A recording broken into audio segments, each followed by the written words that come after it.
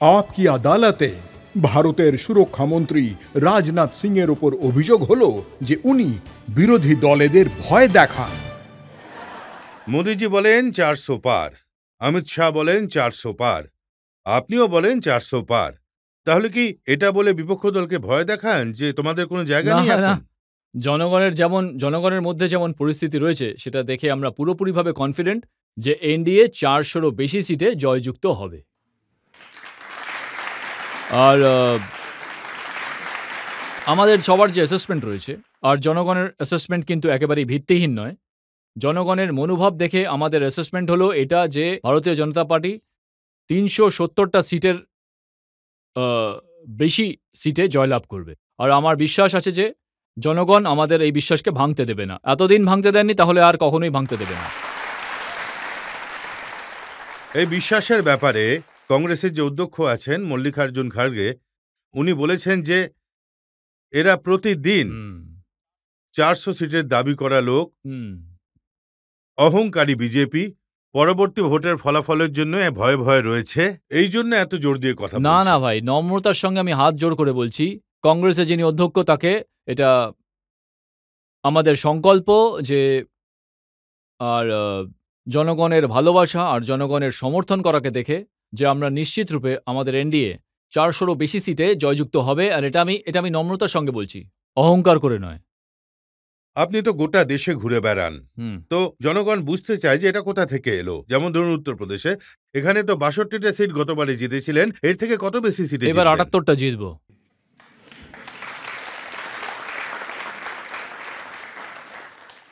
এখন এই সম্ভাবনাটাকেও ফেলে দেওয়া যায় না যে 80ও হতে পারে। যখন আপনি উত্তরপ্রদেশে যান, জনগণের সাথে দেখা করেন, সেখান থেকে কি ধারণা জন্মায়? জনগণ কি বলে? সবাই মোদি মোদি মোদি মোদি মোদি বলতে থাকে। এখনকার এটাই হলো পরিস্থিতি। দেখুন, অন্ধ্রপ্রদেশের মতো একটা রাজ্য রয়েছে যেখানে বিজেপির কোনো সিট নেই, তাহলে ওখানেও কি জনগণ মোদি মোদি বলছে? না, অন্ধ্রপ্রদেশে আমি গিয়েছিলাম। বিশাখাপত্তনমে সেখানে ইন্টেলেকচুয়ালের কার্যক্রম ছিল। প্রায় 1000-এরও বেশি ইন্টেলেকচুয়ালস ছিল। সেখানকার পাবলিক মিটিংকেও আমি অ্যাড্রেস করেছিলাম। আ সেখানকার পরিস্থিতি দেখে আমি বলতে পারি যে আমাদের তরফেই সবকিছু ছিল। কিন্তু খুব ভালো অঙ্কের সিটে আমরা কিন্তু জয়লাভ করব। আর এবার টিডিপির সঙ্গেও আমরা অ্যালায়েন্স করেছি। টার্গেট তো আমাদের এটাই যে সবকটা সিটেই আমরা জিতবো, আমাদের অ্যালায়েন্স এবং আমাদের জোটবন্ধন যারা টিডিপির সঙ্গে রয়েছে। এটাই চেষ্টা চলছে। সফলতা কতটা পাওয়া যায় সেটা তো ভবিষ্যতই বলতে পারে একমাত্র। আর তামিলনাড়ু আপনার কাছে তো মুশকিল মনে হয়, কারণ প্রধানমন্ত্রী গত 10 বছরে অনেকবার এই ঘুরে কথাটা এসেছেন। রজতবাবু আপনি তো পুরোপুরি আমার ধরে নিন, অপ্রত্যাশিত ফলাফল তামিলনাড়ুতে হতে চলেছে। অপ্রত্যাশিত। কারণ আমি জানি যে ভারতীয় জনতা পার্টি সম্পর্কে জনসাধারণের এটা ধারণা যে তামিলনাড়ু হলো ভারতীয় জনতা পার্টির কাছে খুবই কঠিন।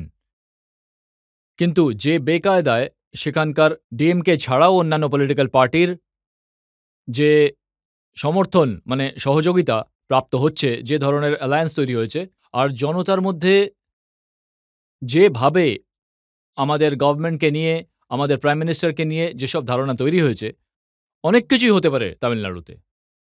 এখন কেউ বলে যে আপনারা হয়তো অন্ততপক্ষে ৪-৫টা সিট পাবেন, আবার কেউ বলে যে সাহেব ১০-১২টা সিটও আপনারা পেতে পারেন। সেই তামিলনাড়ু যেখানে খুব কষ্ট করে কখনো ১টা-২টো সিট পেয়েছিলেন। হ্যাঁ, পেয়েছিলাম। আমরা কন্যাকুমারীতেও সিট জিতেছিলাম। কিন্তু এইবার অপ্রত্যাশিত ইলেকশন। রাজনাথজি, এখনো অবধি আমরা তামিলনাড়ুতে যে ইলেকশন দেখেছি সেটা তো এইরকম যে সেটা সনাতন ধর্মের বিরুদ্ধে, যেখানে লোকজন এটা বলে যে সনাতনকে গোড়া থেকে নষ্ট করে দেওয়া উচিত, আর ডিএমকে হতেই পারে না। সনাতন যেটা নিত্য নতুন, সবথেকে পুরাতন সেটাই হলো সনাতন। সেটা তো শেষ হতেই পারে না। তার মানে হলো সনাতন সম্পর্কে জনগণের কনসেপ্টের যে ক্ল্যারিটি থাকা উচিত সেটা নেই।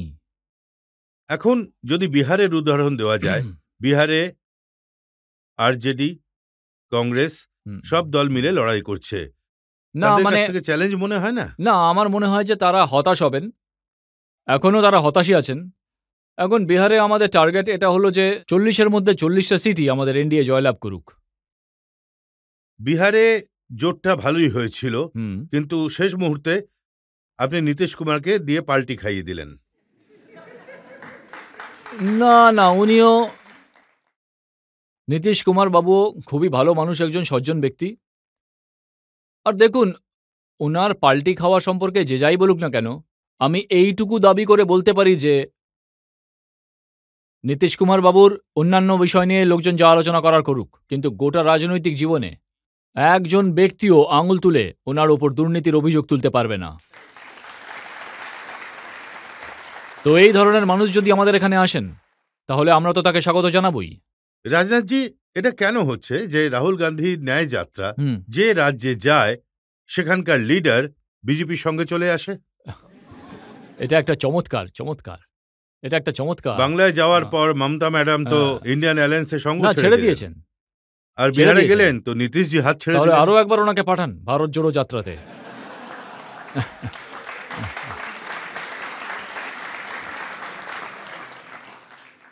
তো আপনার মনে হয় না এই যে ন্যায় যাত্রা বেরিয়েছে, গোটা দেশে ঘুরছেন, জনগণের সাথে দেখা করছেন, ইলেকশনে কংগ্রেস এতে রাজনৈতিক ভালো লাভ পাবে?